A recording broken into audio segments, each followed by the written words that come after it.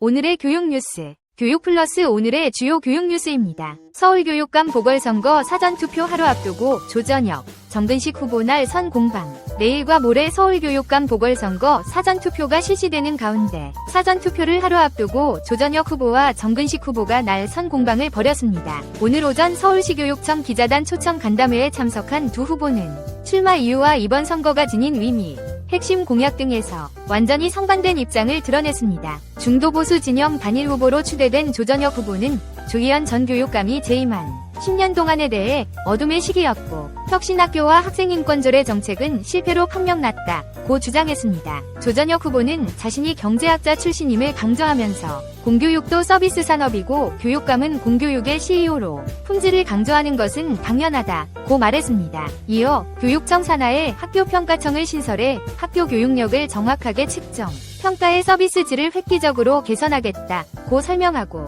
교육의 품질관리 수단으로 초등진단평가를 실시할 것이라고 공약했습니다. 조 후보는 진단평가는 꼭 필요하다.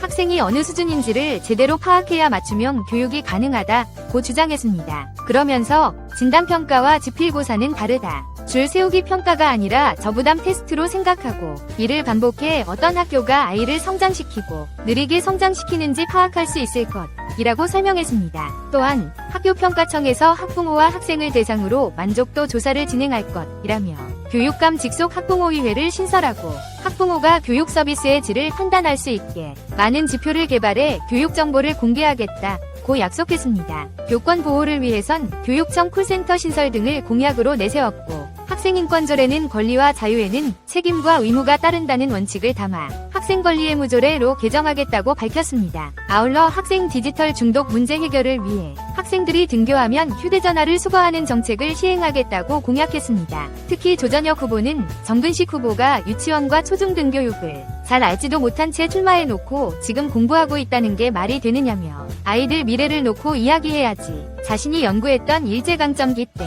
교육만 운운하고 있다고 비난했습니다. 민주진보 진영 단일 후보로 추대된 정근식 후보는 오늘 조전혁 후보와 완전히 다른 시각과 입장을 발표했습니다. 정근식 후보는 조희연 전 교육감이 대법원에서 유죄 판결을 받고 교육감에서 물러나게 된 정교조 해직교사 부당채용건에 대해 사회정의상 옳은 일이라고 평가했습니다. 또한 조희연 전 교육감이 법적 절차를 잘못했다는 것은 충분히 인정한다면서도 시대의 아픔을 같이 하려고 했던 해직교사의 복직 문제는 시대적 과제였다고 말했습니다. 이어 정근식 후보는 조희연 전 교육감의 혁신학교 정책 등은 계승하면서 교육 양극화 해소, 역사교육 강화 등을 내세웠습니다. 특히 조전혁 후보 등이 학력 저하의 원인으로 비판하고 있는 혁신학교 정책에 대해 혁신학교 때문에 학력이 떨어졌다는 건 어디에도 없다고 반박했습니다. 또한 규제 일변도 교육과정이 아닌 교사가 주도적인 권한으로 학생들이 요구하는 권한을 받아들여 교육하자는 것이 혁신학교의 기본 취지라고 설명했습니다. 조전혁 후보가 핵심 공약으로 제시한 초등진단평가에 대해서는